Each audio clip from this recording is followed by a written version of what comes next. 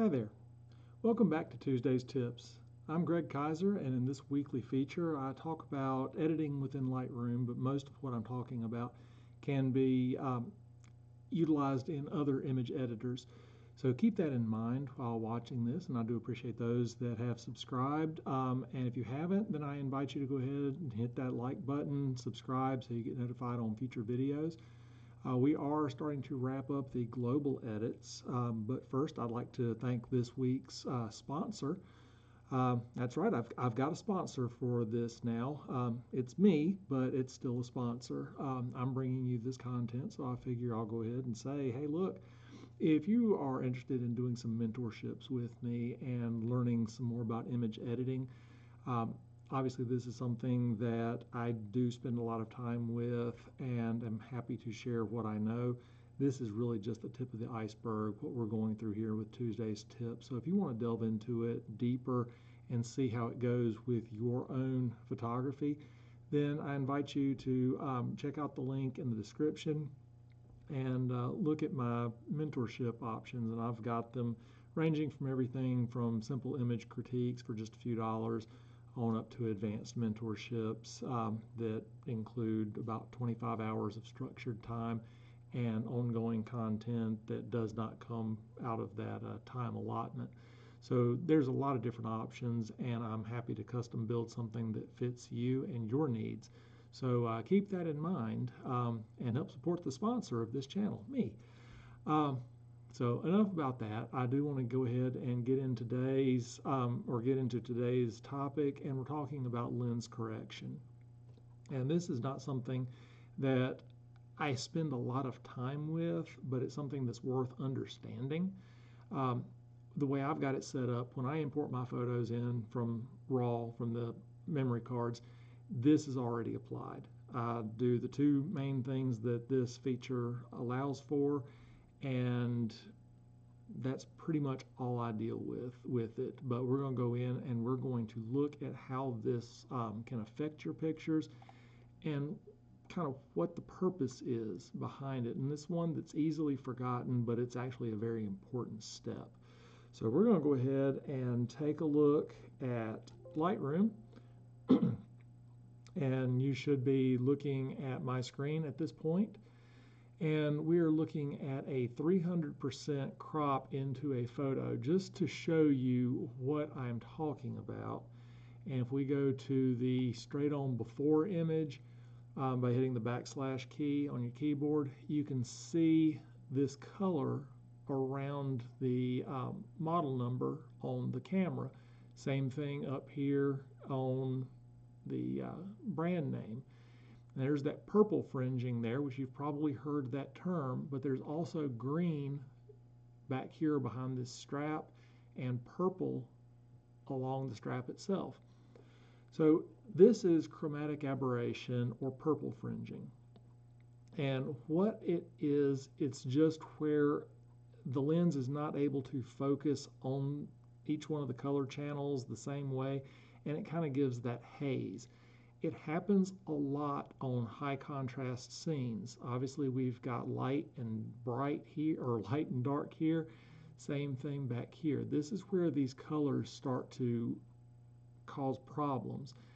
And the first step that we can do, and I've actually got a full edit on this, so some of the aberrations are actually gone at this point. There's still some left, and I'm going to kind of show you how this works specifically on this picture, dealing with chromatic aberrations. The reason I chose this one is it was shot with my RF50 1.2 lens.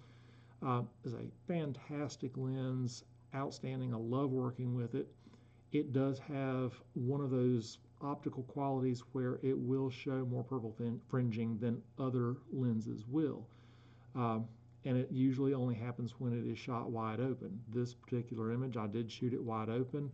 The camera, of course, is blurred. I've got the focus on her eyes, but I want to just stay focused right here on the camera so you can see where this purple fringing is coming into effect. So the lens correction is over here on the stack on the right, and I believe it's one of the last half on the normal stack. Mine is changed around to fit how I edit. It is just above lens blur because I never use lens blur. So lens blur is last. The lens correction, as I mentioned, I do that automatically on import. So it's down here near the bottom. It's there. I can go in, adjust if I need to. But normally when I import, these two are already going to be checked. Now I'm going to uncheck profile corrections. We're not worried about that on this particular part of this tutorial. Only want to do remove chromatic aberration. And it is subtle, but if you look up here where these areas of high contrast are, you can kind of see where that changes ever so slightly. It does not get rid of everything that I need. So I prefer to go in and do this locally because anything you do in this tab is going to be global and it's going to affect the colors throughout the image or the contrast points. So I would go in and handle a lot of this locally, which is what I've done for the final image here. But you can still see some of this purple fringing around here, a little bit of the green around here, a little bit of the purple around the strap. So we're in profile right now, and that's kind of an automatic check, and Lightroom just kind of does its normal thing. If it doesn't do enough, you can go into manual, and down here in defringe is what we're looking at, and it's broken up into two blocks. We've got purple and green, and I had the purple dialed up a little bit, so you can see the purple has come back. I was thinking it was a little bit fainter than I remembered. But you can actually work both of these colors independently if it is something that causes you a problem. Certain lenses will, certain cameras will. Most of the time, it's not something that you really need to worry about on this level. But if we start out with the purple here, we just drag this slider over to the right, and you see around the different nomenclature on the front of that camera how the purple is disappearing. There we go. And at just 5 points on here, the purple is essentially gone. We've still got the green underneath that part of the strap, so we do the same thing there.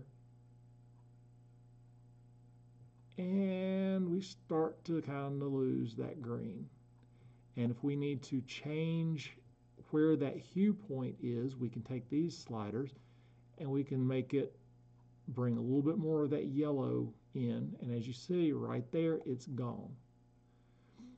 So we can do this little eyeball here, and this is before the correction. You see the purple, you see the green. This is after the correction.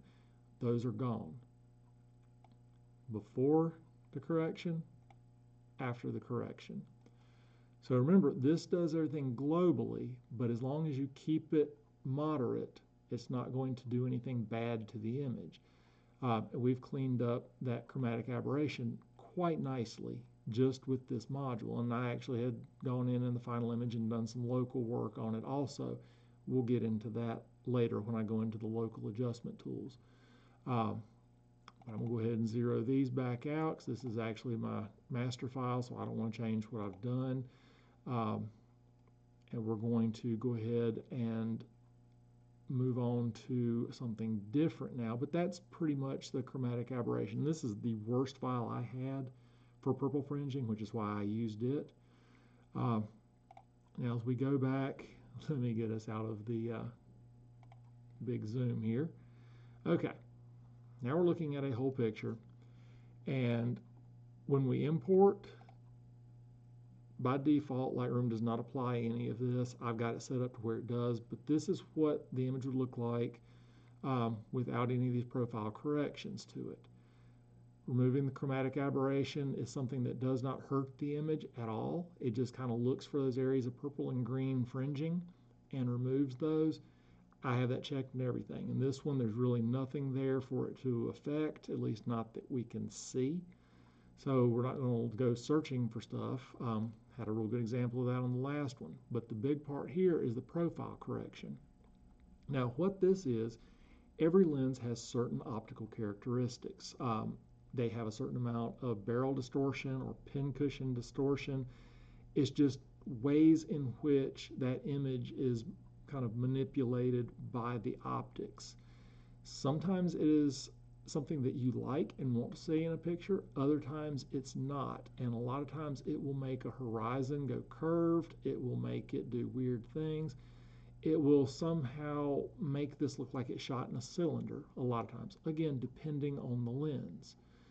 So I have this automatically checked when it comes in, and you can see the difference. See how it brings the edges in a little bit tighter, and then it removes the vignetting from the lens. It's an optical characteristic, and this was shot with a 70 to 200 f2.8L lens. It is actually a fairly solid lens as far as needing profile corrections. There's not a lot that goes on. It just kind of moves those edges a little bit and takes that pincushion distortion out just a little bit. Takes a little bit of the vignetting out. But where that comes into play is the lens profile. Depending on your camera, lens combination, and all those things, Adobe may go ahead and have these automatically filled in. For instance, it knows right offhand I'm shooting Canon. It knows that I'm shooting with 70 to 200 f2.8L, version 2 specifically. And then it assigns this profile to it, which is an Adobe profile based on this lens, based on the optics, to say this is what needs to be done to correct. I've never had a problem with it. Sometimes I will take this off just because I like the effect of the distortion in the lens. It's not often, but it does happen. Now, there are times where you end up with a lens that does not register.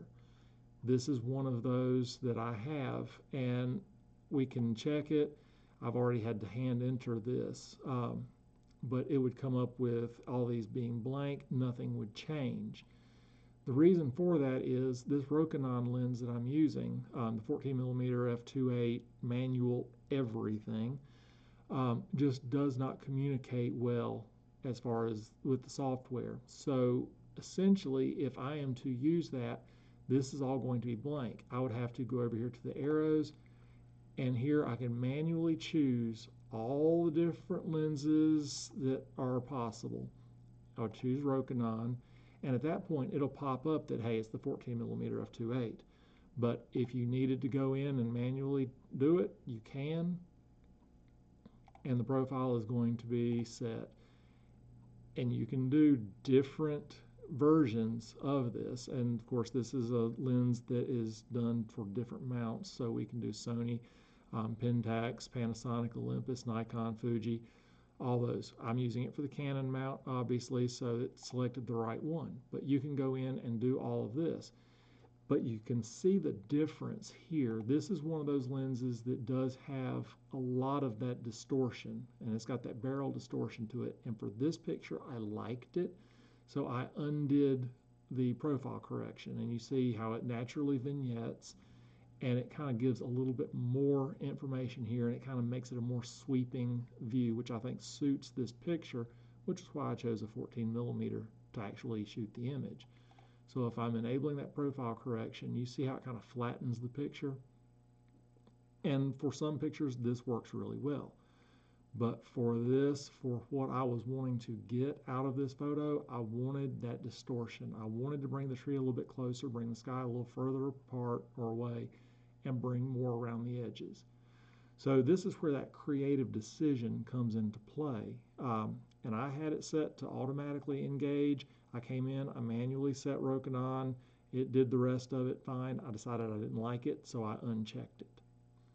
So that's what you can do with these images as far as the profile correction.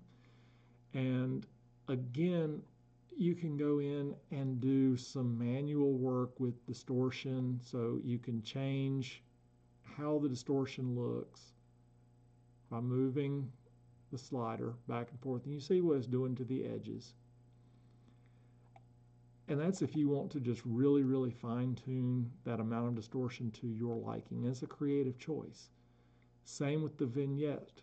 Now, we talked about the vignetting with the effects and how you can do it. This is a little bit more subtle, and it is based more on lens optics than it is a digital effect. So I would look at these more as a correction rather than a creative choice. Honestly, I have never used either one of these sliders. I'm not saying that I wouldn't, but I haven't had a need to. I either correct the distortion or I don't. I don't try to balance in that gray area. I choose one and go with it. Vignetting, I remove the lens vignetting most of the time, and then I will add vignetting on my own. We can go into manual, and again, you can even change the vignetting a little bit more by giving it a certain midpoint like we did in the effects. But again, this is just to counter what the lens is doing. And in my opinion, Lightroom does a fantastic job of countering any kind of distortion that the lens has. Most of the time it does a great job at defringing. There's just a couple of options or a couple of opportunities that I've had to go and do some local defringing. Usually that is in trees with the really thin branches against some brighter white clouds, and it will kind of show a little bit of defringing or a little bit of color fringing in those situations, and I'll have to go in and do some local adjustments. I don't think I have ever needed to use these sliders on any landscape image. They come in just on certain situations, kind of like that 50mm 1.2 RF lens that we were talking about, and it took care of the problem. No problems at all. But generally, I don't mess with the manual end. I let Adobe do what it's going to do, and it does a really good job in 99.5% of everything that I shoot. So that pretty much takes us to the end of how this all kind of works out. And it's not something that you need to spend a lot of time on. It's something that I think you either are going to use or you're not going to use based on your choice by image or just in your particular style. Most of the time it's going to pop up the correct lens profile. Just double check if you're using an unfamiliar lens. Another one of those situations where I will have to go in and set it manually is if I'm using a teleconverter. And here's one. You can see that the profile corrections have been done. However, I didn't want to change anything with the distortion, but this is how it comes up. Lens profile none, model profile none, because I'm using that teleconverter. It's the EF 2x Mark III. It's a Canon piece, but because of how everything communicates through the camera to get on the metadata for the image file, it does not show automatically. I know this is the case, so I would have to go here, and it gives me the list. I know I'm shooting Canon, and at that point, it included in that I'm shooting the 70-200, and it gives me profile correction for that. So that was a real simple change, and then if I want to see the difference, see, it is, I mean, imperceptible. It wasn't anything that I was interested in doing at all. So that's why I just left it as it was. It wasn't applying any corrections, so I didn't need it to do anything. This worked really well. And I know that generally speaking, when I use a teleconverter, I don't do any profile correction. That's just something that I know is going on. I know with the 14mm, I will do it sometimes. I will not do it sometimes. With my other three main landscape lenses, they usually get profile corrections just to kind of make the image a little bit more distortion free, unless I am going for a certain look. But that is kind of how everything works out there. So that kind of brings us to the end of this week, and it was, I think, a pretty quick one compared to what we have done in the past. We've had them going up to 45 minutes, and there wasn't that much material here, but this pretty much brings us to the end of the global edits, and we're going to start getting into some more kind of specific editing tools and the local adjustments coming up here real soon. So look for that starting next week, and until then, I wish everybody happy shooting, happy editing, and don't forget to check out this week's sponsor, me. Greg Kaiser Photography, and my mentorship programs, either in person or online, depending on where you're at. I've got clients that are out in the Midwest. I've got them in different cities. I've got some that are local here. And local here is in Wilkes County in North Carolina. But we can work out something for you. So just let me know, and I appreciate you for joining me, and we'll see you again next week. Bye now.